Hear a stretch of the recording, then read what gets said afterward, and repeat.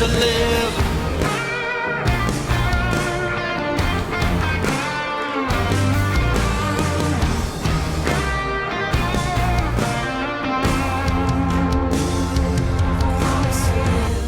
Promise to love myself, and when I'm down, reach out for help, and I'll be there to share all I can give. Ready? Promise to live, promise to love myself, and when I'm down, reach out for help, and I'll be there to share all I can give. Where's your phone?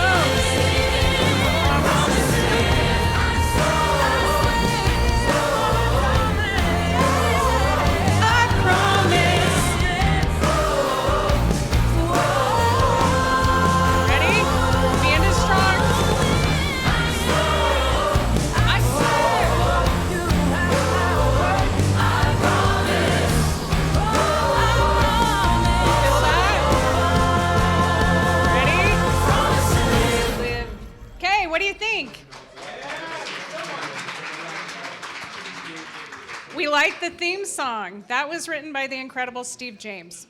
He wrote this song. We're going to be doing a big global release later this year. We've got a music video that comes along with that. And this is sort of our anthem. I promise to live. I promise to love myself. And when I'm down, reach out for help. That's our mission at Promise to Live. Every 40 seconds, we lose somebody to suicide. And we stand up here and we ramble off these statistics. Do you know how many people died last year? Anybody got an idea? 726,000 people died in 2022. That's the latest data we have. I don't know about you guys. There's about, 50 to 100 of us in here. Now imagine 726,000. That's a lot of people. It's my mission. I'm Brandy Vega. Nice to meet you guys. I'm the founder of Promise to Live. Hi. Who's new for the first time? I see a lot of new faces in here. Raise your hand. Thank you for coming. This is fantastic. I appreciate your guys' support. We're on a mission to build a community of collaboration, but what we're doing this year that I'm super excited about is we're creating a Names Behind the Numbers campaign. How many of you have been infected by suicide? For every person that dies, 32 others attempt. That's 23 million people a year. I've been in that situation. For every person that passes, 135 individuals are directly impacted.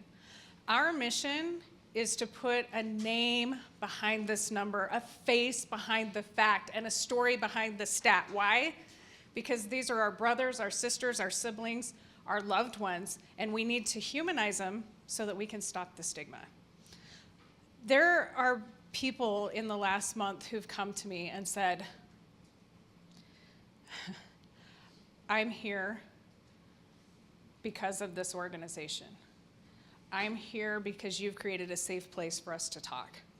You've created an opportunity where we can trust other people and where we can share our thoughts and our feelings and not be ashamed or embarrassed that maybe we're struggling. So I'm going to start out because we have so many new people. Promise to Live is I'm going to ask you all right now whether or not you're struggling to make a promise that if you find yourself in that dark place, whether it's later today, 6 months, 6 weeks, 6 years, or never, you make a promise right now that you will reach out to help to someone. It can be a friend, it can be a family member, a coworker, or 988. Can I get you guys to do this with me? Can you each raise your arm? Say, I promise that if I'm ever struggling, I will reach out for help. You promise? Look me in the eye. You're making me the promise. All of you making the promise? We good? Okay, I'm holding you to it. Do you know that there's studies out there that say if you make a promise ahead of time, you're up to 60% more likely to keep it when it counts? How many of you think that's important? This takes us 25 seconds. Every 40 seconds we lose someone. If the power of a promise is real, if we can implement this, and when we don't love ourselves enough, we love each other enough, and we honor our word enough to try to stick it out, to look for those resources. So Promise to Live, I want you to know what we're about. There's 3 pillars. It's commit. I want you to commit. I want you to promise. That's making that promise. That's the first step. Next is connect. I want to connect you to resources. I don't care who gets the money or the credit. I don't care. 988 is a 911 for mental health. You can go to our website, promisetolive.org, and we've got resources, and we're always looking for new resources for partners. And 3 is community, and we build community through events. We build community through our pocket hugs and all the things we're doing. We have an incredible lineup for you today. As always, we have Dr. Morgan, who is our Director of Mental Health for Silicon Slopes. Can you guys give him a round of applause?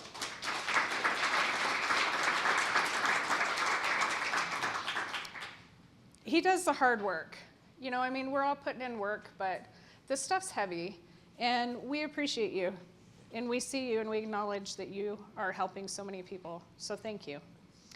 We also have Cory Ivins, and he's going to be talking to us. We have Aaron Schild's performance coach and his beautiful wife, Katie, so we're gonna hear from them in just a moment. He's gonna speak, but I want you guys to take out your pens and your phones, because I've got a few announcements before we get started. One, I want to thank Silicon Slopes for being a fantastic partner. We'll be doing these every single month. It's typically the 3rd Thursday of every month. Why do I do these on the 3rd Thursday? Ta-da! Who knows what 3rd Thursday is? Okay, some of you have been there. Who's going there today? I set this up because I'm a huge fan of this event. It's put on by Connect Capital. It's with Ray. And essentially, it's pitching for entrepreneurs, and you get together, and it's just a fun environment, and you can learn a bunch of things. So they've been great partners with us. I set ours up from like noon to 2. Theirs is from 3 to 5 at Kilm.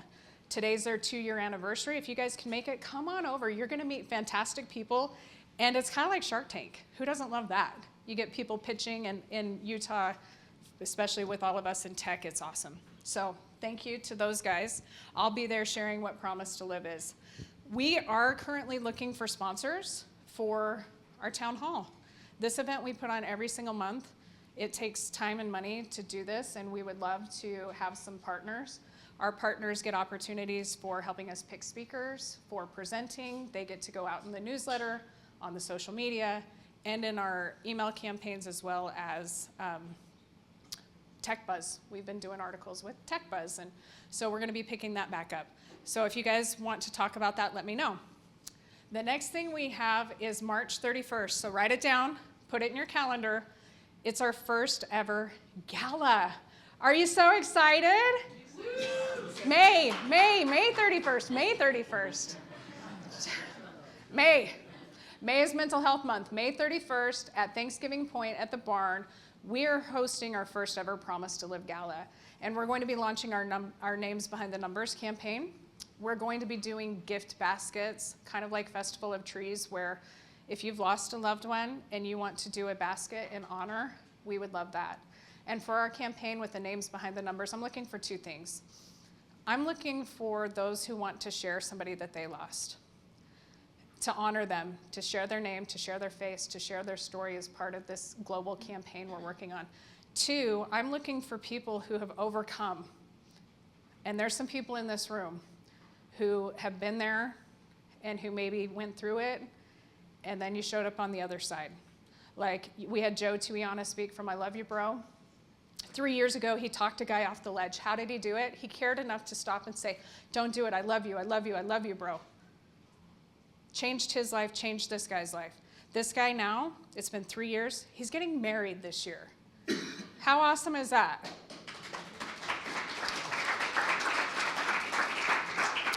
We have another gal who struggled many, many years with mental health and not wanting to be here. She got married last year, and she's having her first baby this year. There's hope. There's hope. There's light, there's love, there's support. We're here for you. None of you are alone.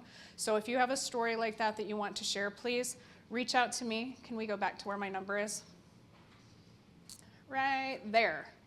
There's my email, and that is my phone number. So text me if you want to get involved. May 31st for our gala. Of course, we need sponsors. we need our baskets, we need silent auction items, and we need you there. So I'm gonna ask you guys, we provide these resources. It takes time and effort and it takes money.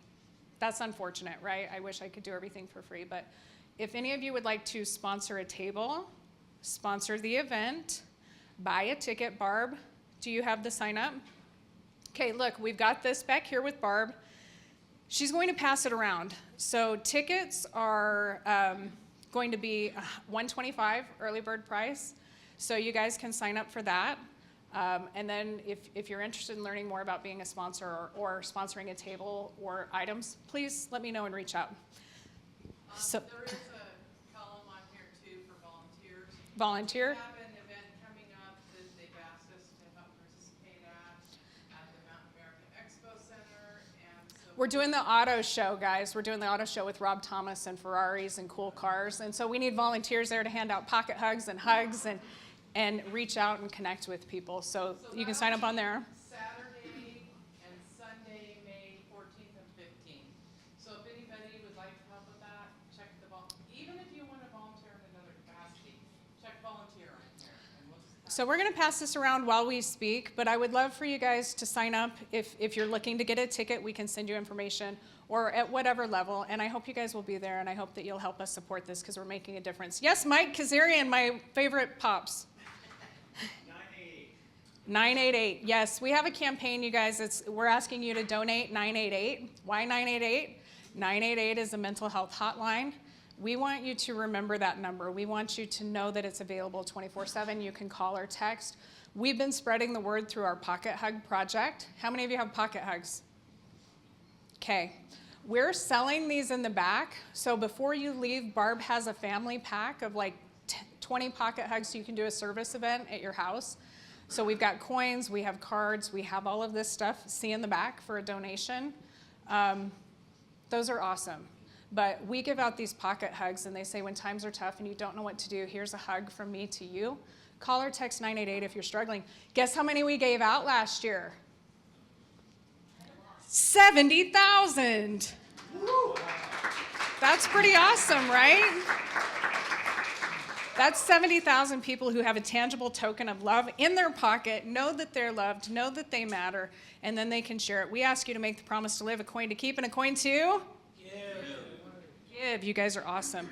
Okay, now without further ado, I want to thank Julie and Mike Kazarian. I want to thank all of our board and advisors. If you're on my team, please stand up. Promise to Live team, stand up. These people are amazing. They make this possible. If you have questions, feel free to talk to them. And then we have, how many of you loved your donuts? Oh, yeah. If you haven't had a donut, go around the corner, because I'm just telling you, 600-pound life is calling, and they're delicious.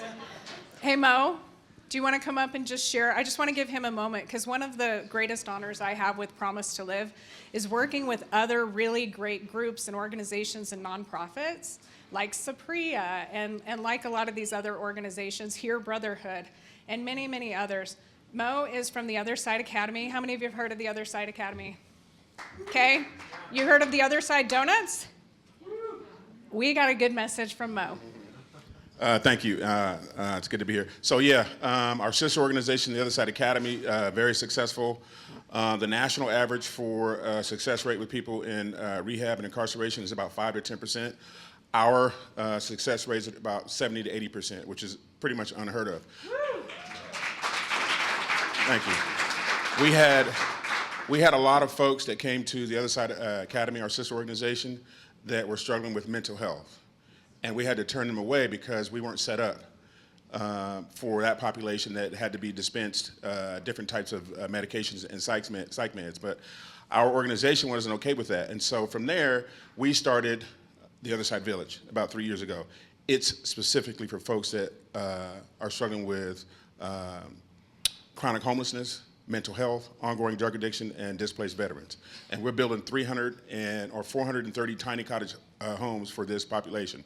And so the people that I recruit on the streets, whether it be from a case manager or a homeless shelter or a family or church or whatever, the first thing I do is get them detoxed. Because if I gave this population a key to move into a tiny home, that wouldn't work. because the experience has been that once, well, the model that's set up here in Utah and around the country is you give a person a housing voucher, right? And everybody thinks, okay, problem solved. You move into your new SRO or your new apartment or your new house, and you got crack, heroin, meth, and everything else in your pocket. 2 weeks later, everybody else that you know in the community that does drugs is doing drugs in your apartment. And 2 months later, you're evicted in the back of the line for services sponsored by taxpayers.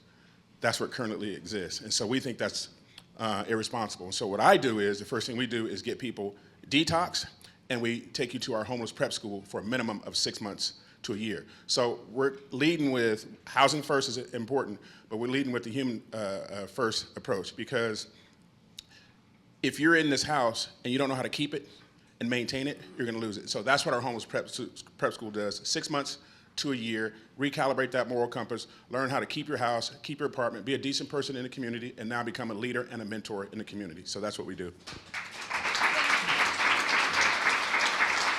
Isn't that amazing, you guys? We love to partner with incredible organizations that are doing the work and putting it out there, and you can support them by getting donuts and by attending, just different events. So look out for them and support them as well. Red Barn has a thrift shop. So what I have in my hot little hand are some free donut cards. I'm gonna hold these as a bribe. So see this promise to live and donate?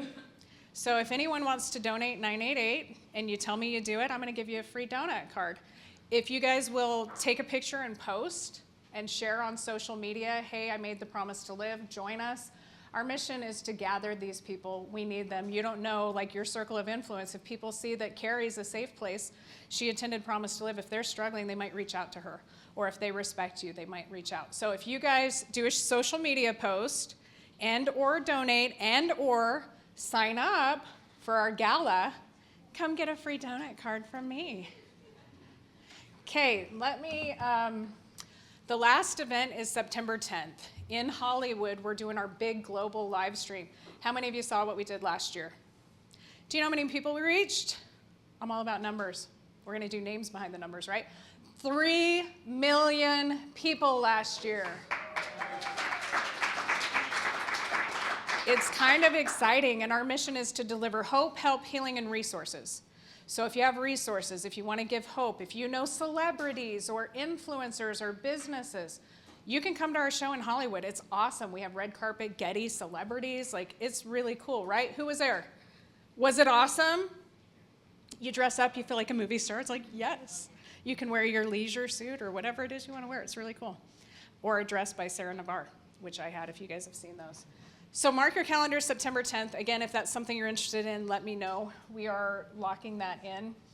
And I'm just super thankful to be here. I'm going to turn the time over to Dr. Morgan. And I do want to let you guys know, we're sensitive to mental health here. It means a lot to us. If at any time, anything we're doing or saying triggers an emotion, this fine young man will be in the back, and he's willing to step outside if you need to talk, if you need a minute, if you have a question.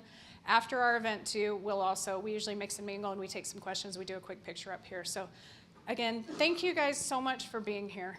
Can I tell you how happy it makes my heart to just see your faces and to know that you're here? So thank you very much for being here. And I will now turn it over and we'll just go on with our program. Dr. Morgan. Thank you very much. One more hand for Brandy and Promise to Live. It's amazing, right, what they're doing.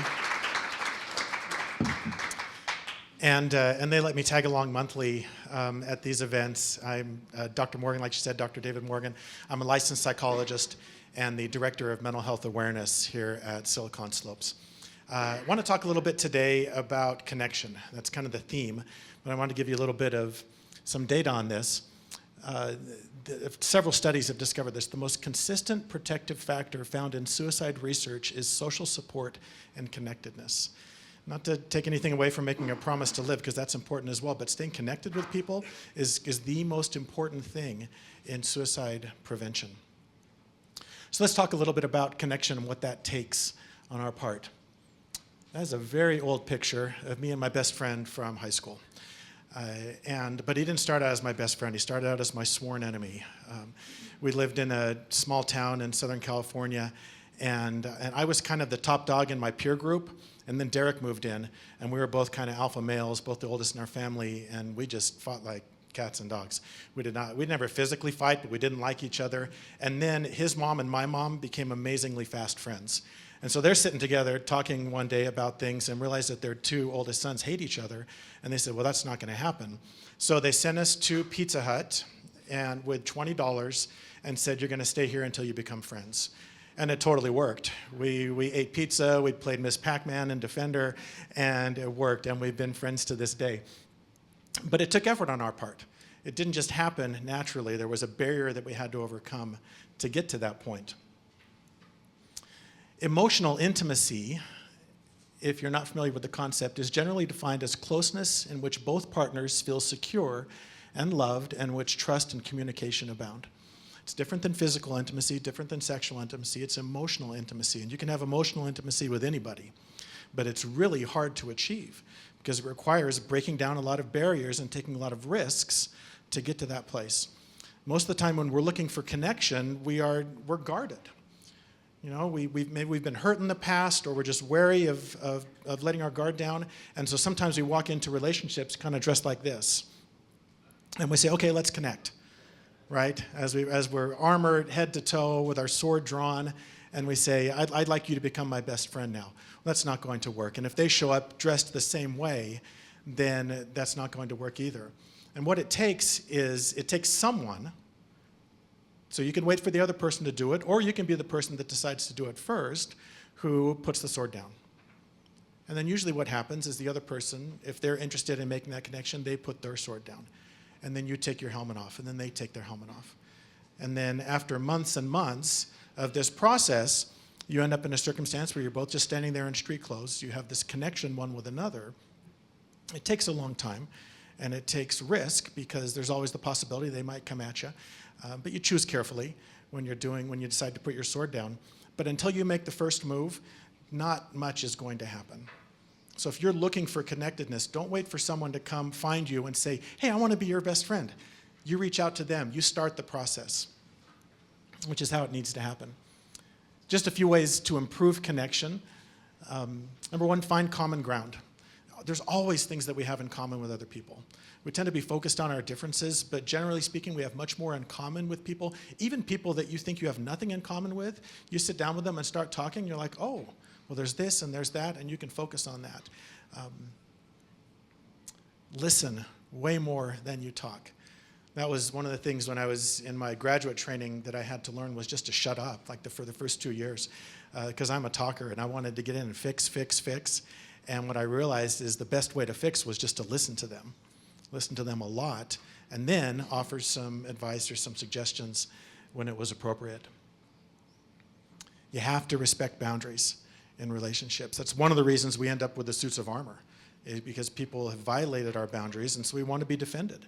We want to be protected. As you respect boundaries, others are possibly going to respect boundaries as well, especially in those relationships that you want to deepen, where you feel like you want to have a greater connection. There's already a mutual respect there. So the ground is fertile for you to be able to, take off that armor and develop that deeper connection, which, like we said before, is a protective factor in suicide. And you have to be vulnerable. Like I said, you have to be the one to put down the sword. You have to be the one to take off your helmet first.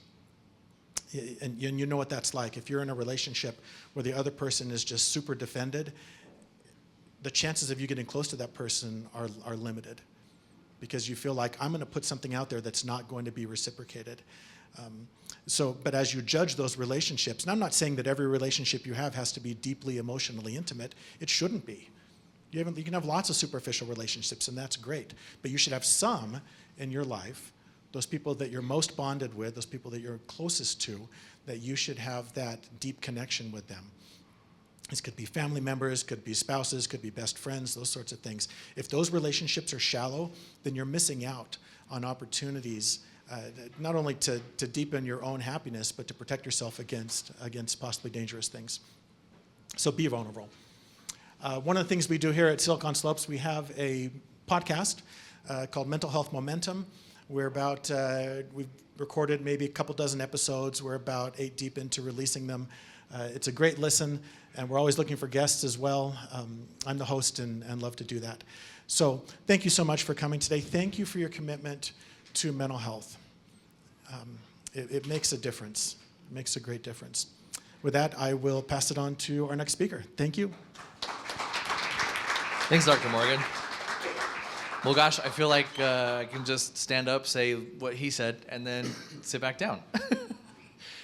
Because he's entirely right. He's entirely right. A quick story. I've had I have 5 children, and 4 of them have been born in American Fork Hospital. And every time I go to American Fork Hospital, the number one code that you hear from like the maternity ward is code blue. I don't know if you guys know what that is, but it's when a baby stops breathing or struggles with breathing.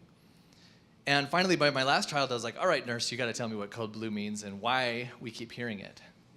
And she stops and she's just exasperated and almost breaks into tears and goes, the moms in this maternity ward are all on antidepressants. And they don't tell us. And so we don't know what to do.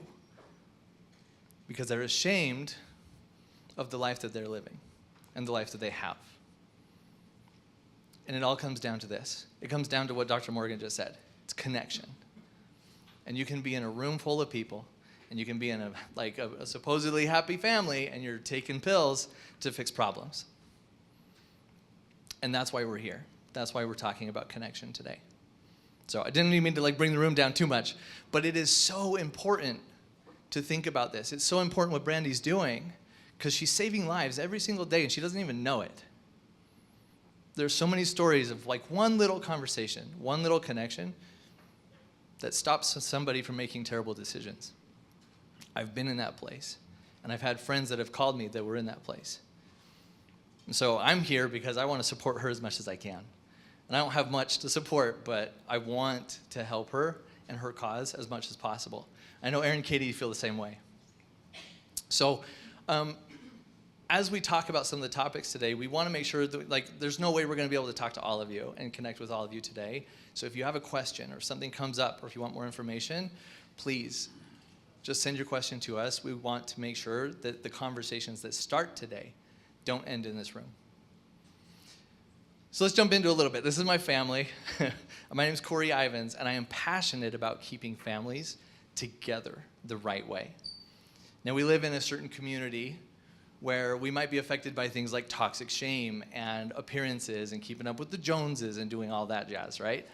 And it can be really hard to appear as the perfect family. And for the first 10 years of my life, that's exactly what I tried to do. I tried to follow all the rules, do all the things, check all the boxes.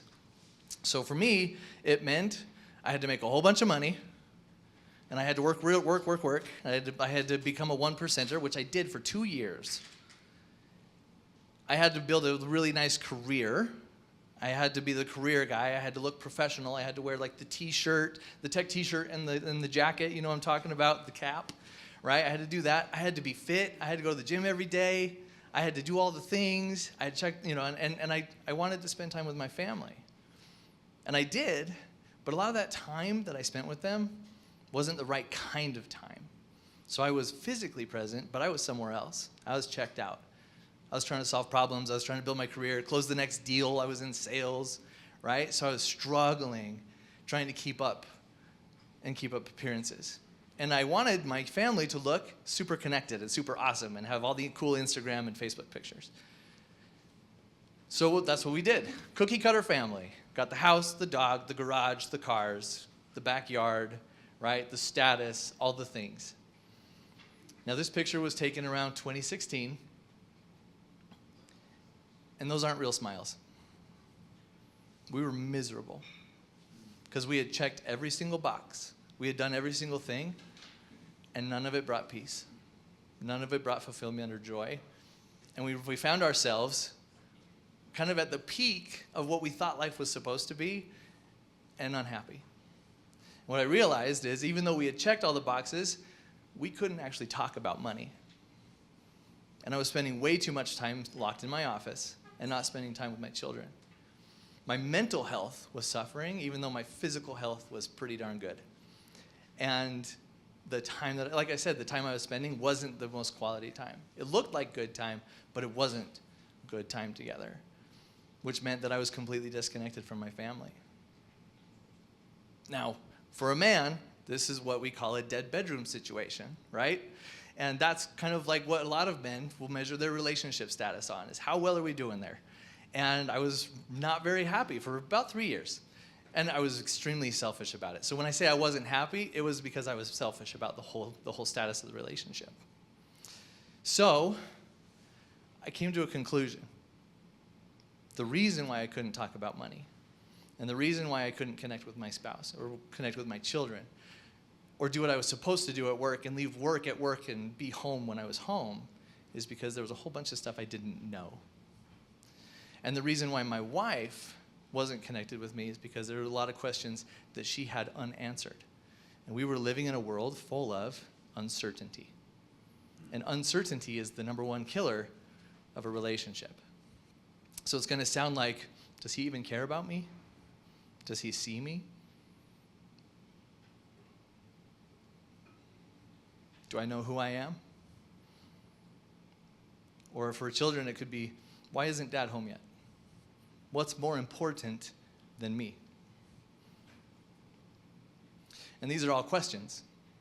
And these are questions that you all probably grew up with. These might be questions you're asking right now. And the fact that we don't have those answers is the reason why we abandon our relationships.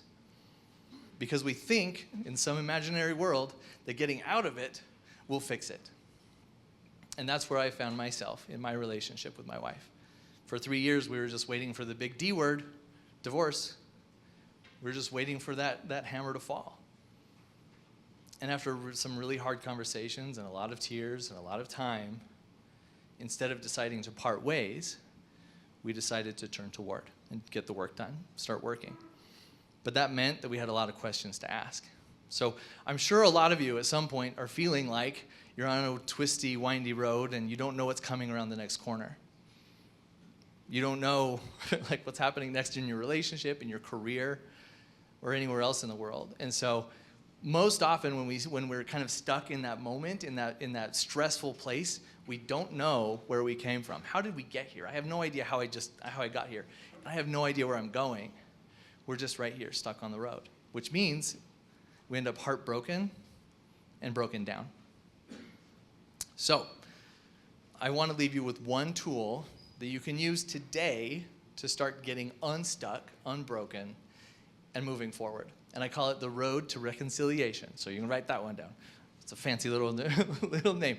But it's a really simple process.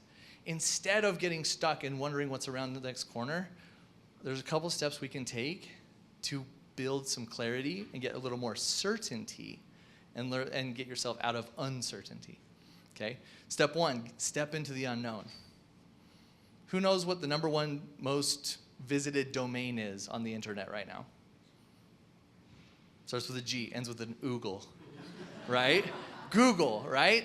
So Google accounts for almost 20% of total internet traffic. Why? We like answers. And we like to think that we have the answers. And sometimes we have to step into admitting that maybe we don't know what's happening. Maybe we're not quite sure of the answer. So the opposite of that would be something like, she just doesn't care about me anymore, so I'm giving up. Or, he just isn't giving me enough time. I mean, it could look like a number of things, but it usually ends up in the blame game somewhere, right? Because we think we're trying to come up with an answer. The mind wants to do that. We have to admit we don't know. That's where we start. And when you start from that point of humility and openness, then you get to start to ask questions. And we start looking for truth.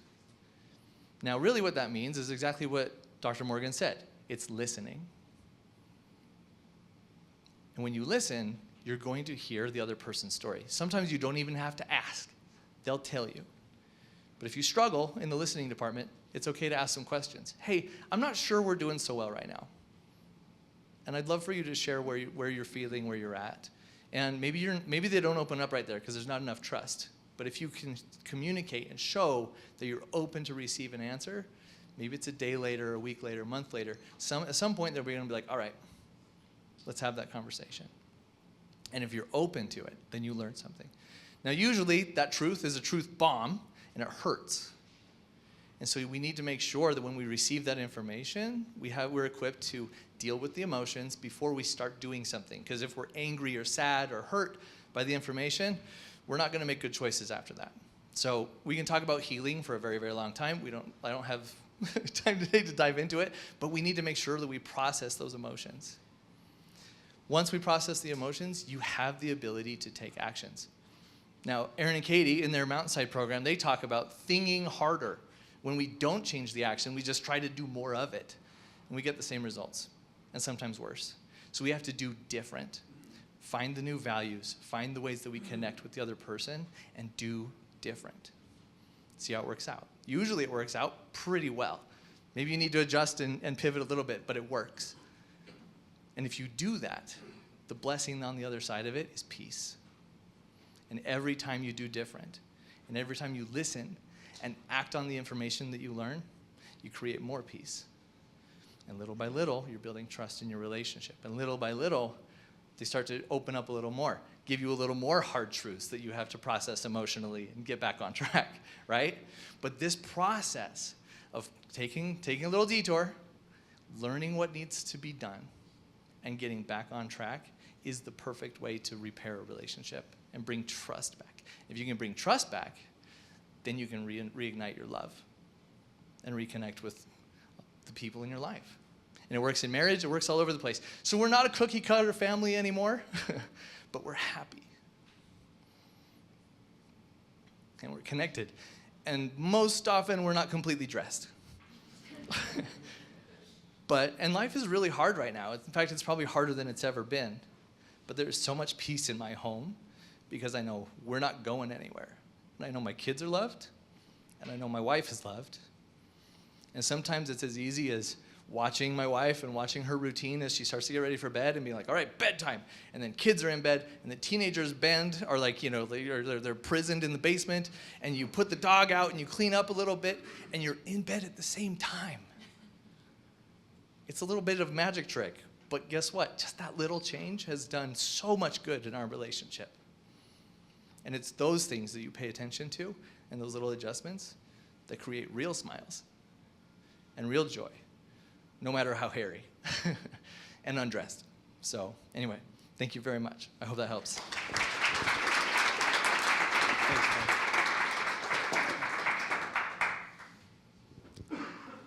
Isn't Cory awesome?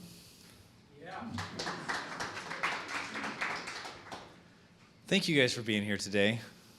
What an awesome thing it is to just see so many amazing people and to care so deeply about so many of you.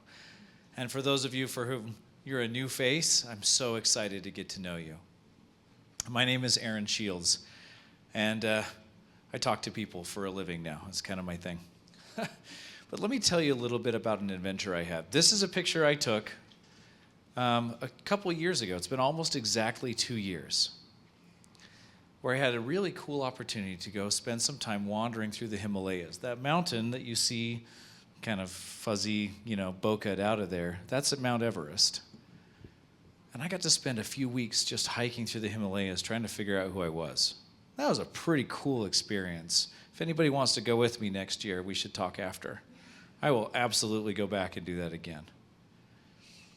The reason I bring this moment up, and the reason it's one of my favorite moments, is because the peace that Cory's talking about came to me there.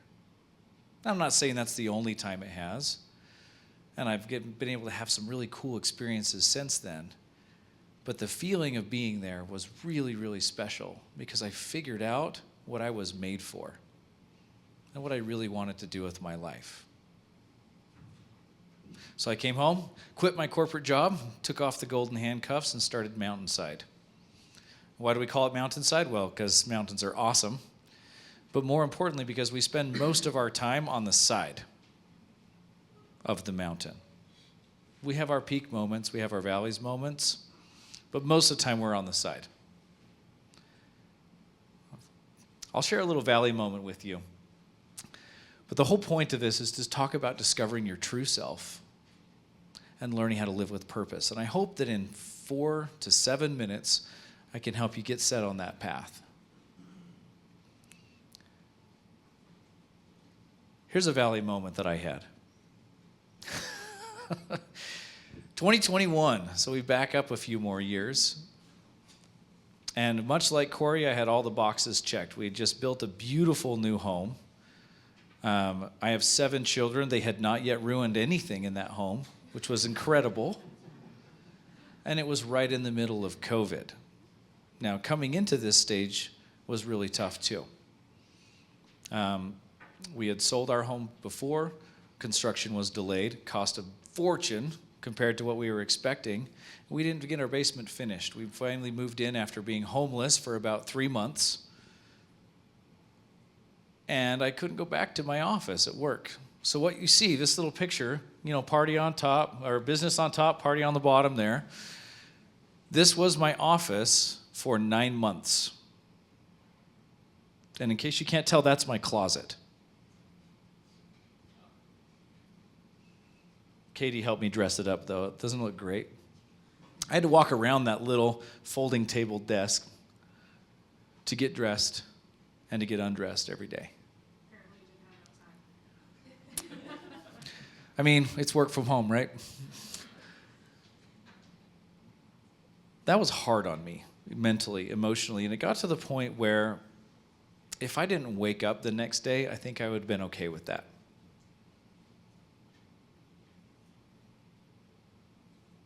Now, to everybody on the other side of that camera, things were amazing. We were successful. We had everything that we wanted. But I wasn't okay in here. I was adrift, and I felt kind of trapped in my little closet. And if you've ever felt that way, I just want you to know that I've been there, and I know what it feels like. But the most important thing is that you don't have to stay there. Now, I want to thank Dr. Morgan for the incredible introduction. Connection is everything. Building awareness is important, and it's so great, Brandy, what you're doing. But we have to build more than just awareness. We have to build ourselves, and we have to build each other, and the way we do that is through connection. We don't have to spend a lot of time here. Suicidality is a huge problem, second only to accidents at this point, if you're an adult. So let's talk about what we do about that. We have to figure out who we really are, and that helps us find our purpose. Now, at Mountainside, we teach about identity in maybe a way you haven't thought about before. We talk about identity having 2 very distinct parts. There's the core, there at the center, and then there's your character, which is the other part of your identity.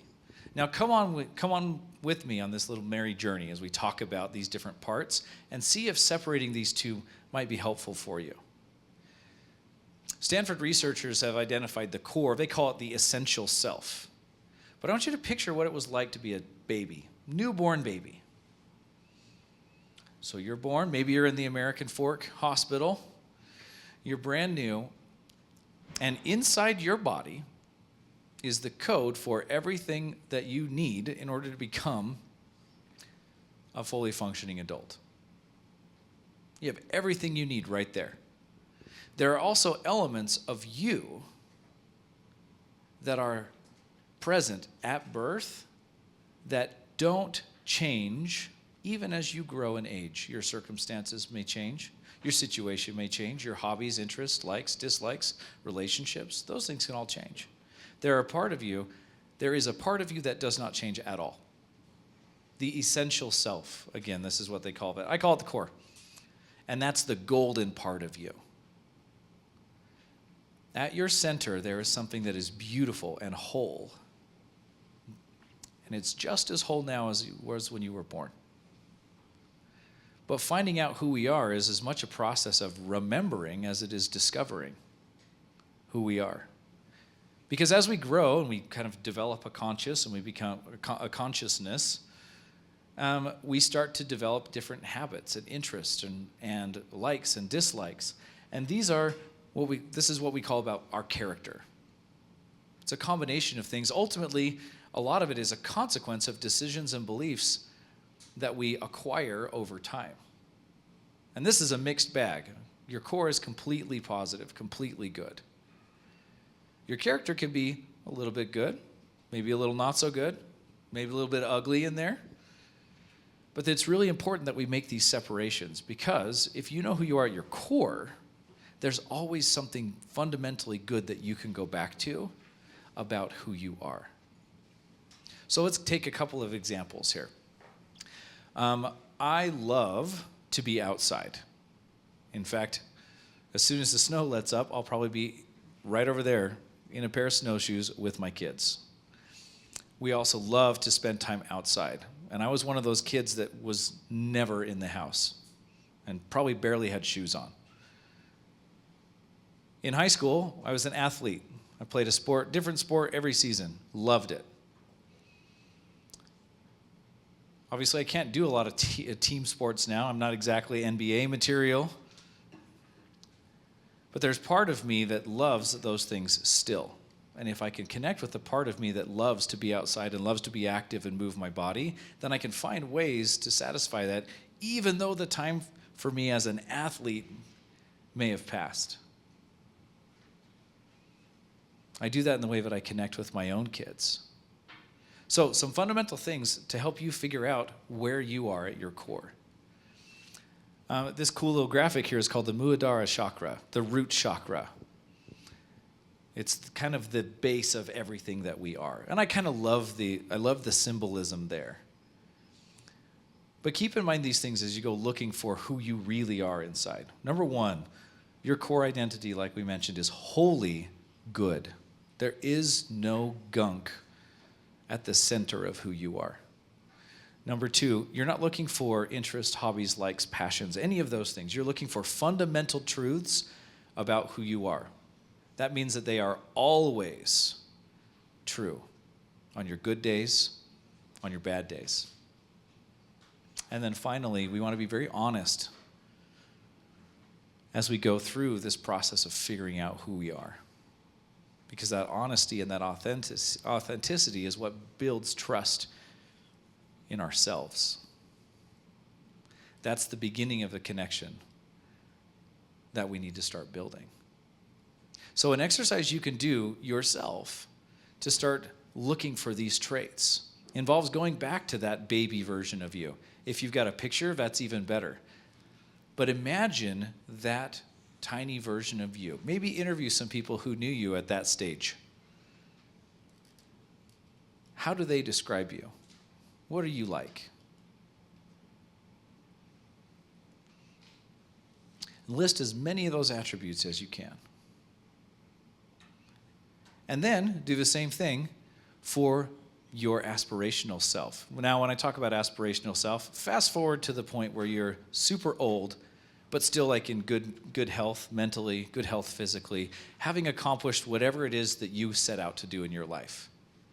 And that means that the regular metrics that we try to measure ourselves by every day, the money, the status, whatever, doesn't matter anymore.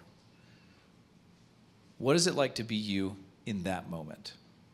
What are people saying about you then? And make a list there. And then all you're going to do is just combine those two lists and look for themes that go across all the time. Now, the reason this exercise is so helpful is because there are things about you, like we mentioned, that are fundamentally good all the way through. So when you wake up in the morning,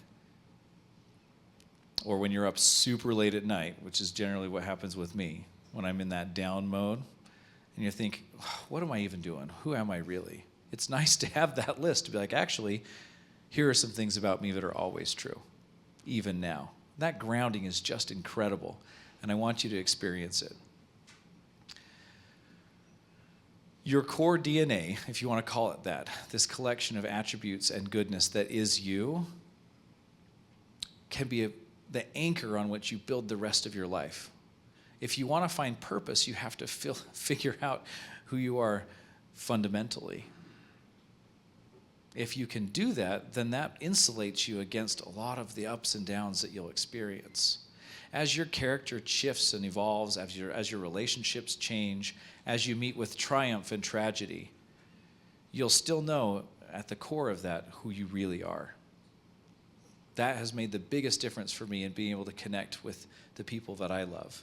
And I know it'll make a really big difference for you as well. See, when we figure out who we truly are, not who we pretend to be on social media, not who we wish we were, not the way we compare ourselves with other people, not who we should be, and definitely not what that voice in your head keeps telling you you were supposed to be or you could have been. When we know who we truly are, that is the beginning of finding peace and being able to move forward with purpose. That's made the biggest difference for me, and I know it'll make a big difference for you. So, thank you. I'll turn the time over to Katie now.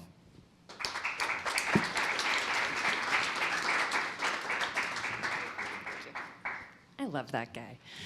Okay, everybody take a second. I'm the last speaker, and you need to stretch. So put your arms up above your head, both of them. Come on, do it. Stretch it really good. Okay, now reach behind you. Grab the back of your chair. And kind of twist. Just take a couple of deep breaths. Twist. Okay, now go the other way. Okay. Here you go. Don't you feel better? Okay. Are you ready? Okay. I'm setting myself a timer on my watch because otherwise, yeah. Okay. So, as my husband mentioned, we have 7 children. So even though I am a founder and a coach and a relationship strategist, being a mom is what I do. And because we're a little crazy, we homeschool those 7 children. And our house is a little extra flavor of crazy because every one of those 7 children is somewhere on an ADHD or autism spectrum. So our house is not boring.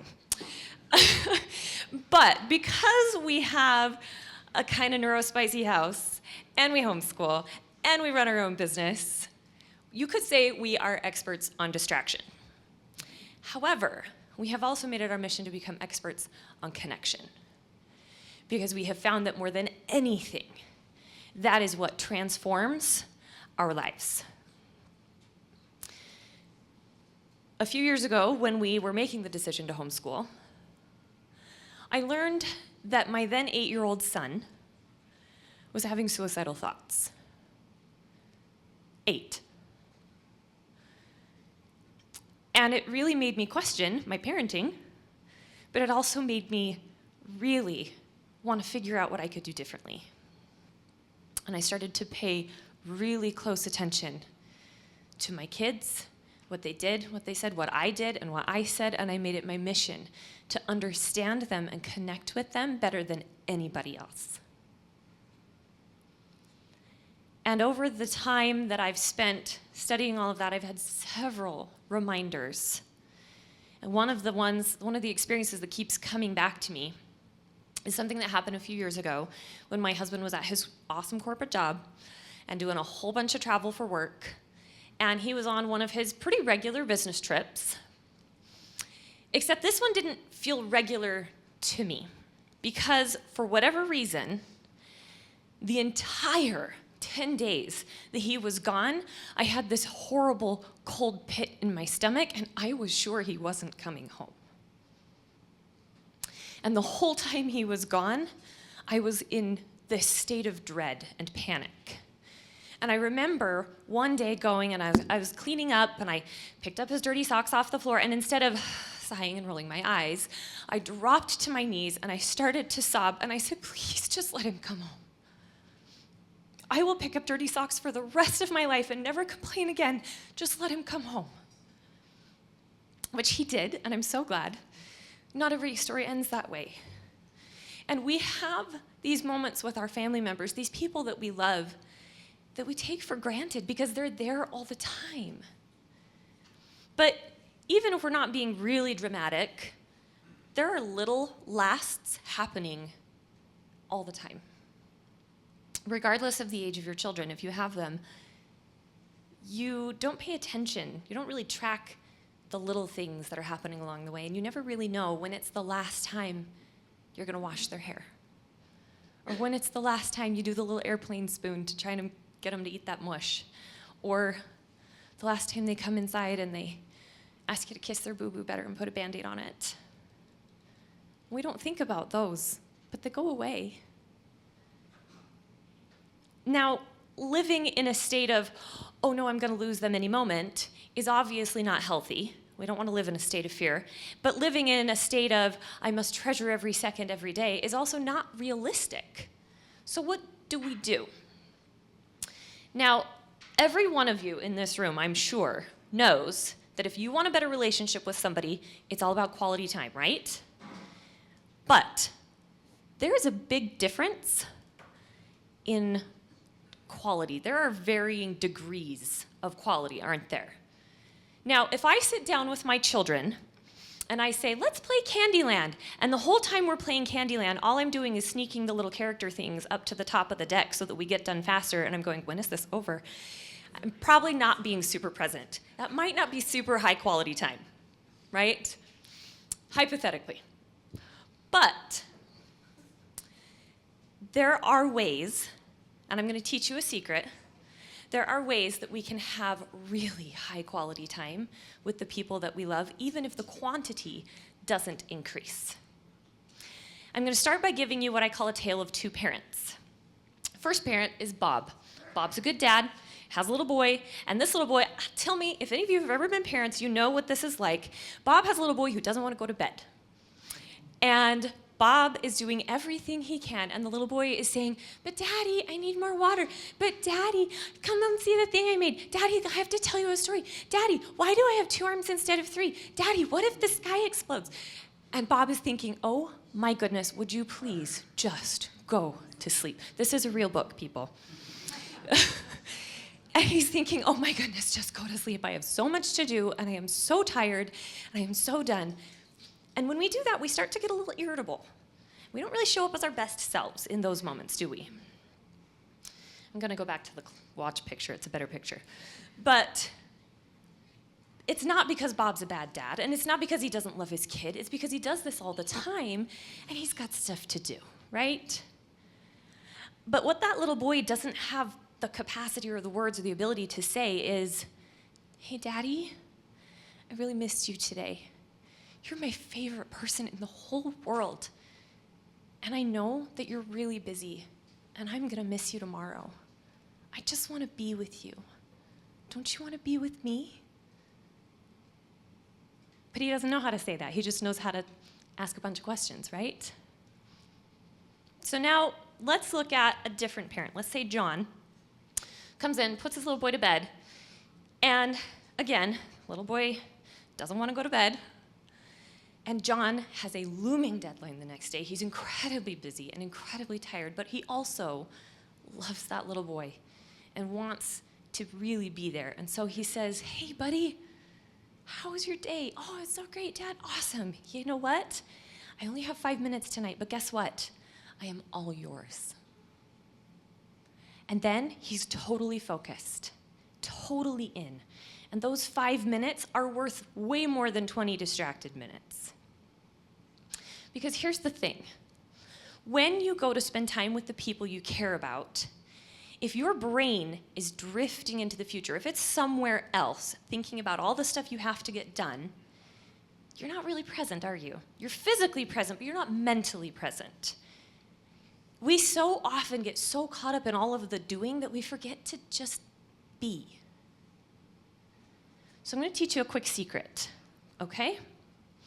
You've probably heard this phrase before, but I'm going to teach you how to do it in a new way. If you've ever heard about mindfulness before, let me show you what it is when it comes to spending time with someone you love. When was the last time that you really stared into your partner's eyes? Just stared at them. Just stared for like a solid minute. Think about if you could close your eyes right now, would you know what they look like? Every fleck, every color, every line? You see, when you start to pay attention, really, all of your attention, to the details of a person, if you're that focused on something specific to them, it pushes everything else out of your mind, and you can't help but be present. My oldest is 16, and I'm watching all of these lasts, but firsts too. My youngest is 1, almost 1.5, and with him, I still get the snuggles, and I love him. And because I have 7 kids, I know that it goes really fast, and I try and soak it up. So every time I put him to bed, one of the things that I do is that I stroke his face. But instead of just doing it and thinking, okay, we're gonna go to bed, please go to sleep, I pay attention to the way it feels under my fingers. What if you did that with someone you love? Paid attention to the texture of their hair, the temperature of their skin. We don't usually talk about doing something like that because it feels awkward. But I can promise you that it will make a tremendous difference in how you feel and how they feel and how you connect to each other. And so I'm going to challenge you. I'm not going to just leave you, I'm going to challenge you. I know there's a name in your mind right now. You're thinking of someone in your life that you love, that you can be more connected to. If you don't have a name, come up with one. But before you go to bed tonight, if it's at all possible, or as soon as you see them, take 5 minutes and practice this. Practice what it is to be completely, fully, totally present. Resist the urge to drift somewhere else. Fill your entire awareness with that person, because the quality of your time is measured by the amount of attention and awareness you give. Be where they are. Be where your feet are. Thank you.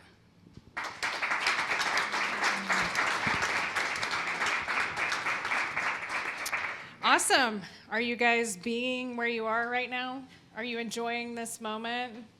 Have you picked up any good advice and things that you can implement? Thank you so much for being here today. We really appreciate it. Our next town hall is March 20th.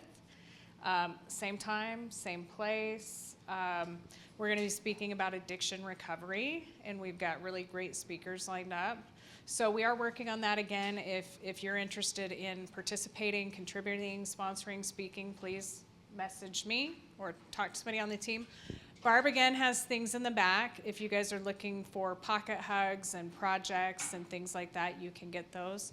And then who is coming to our gala May 31st? Let's see your hands. Okay, you guys coming? And who posted on social or signed up? Because, okay, come see me. I got these cards over here. The other thing is, so you guys know, this is recorded. It will be up. Amazing Dave Meekum. You guys might know him in the back. Thank you, Dave. He puts this up for us, and you guys can share it or stream it or whatever tomorrow with your network. So again, thank you so much for being here. Thank you to our speakers. Really, really appreciate it. And go out, be safe, and have a great week. Thank you.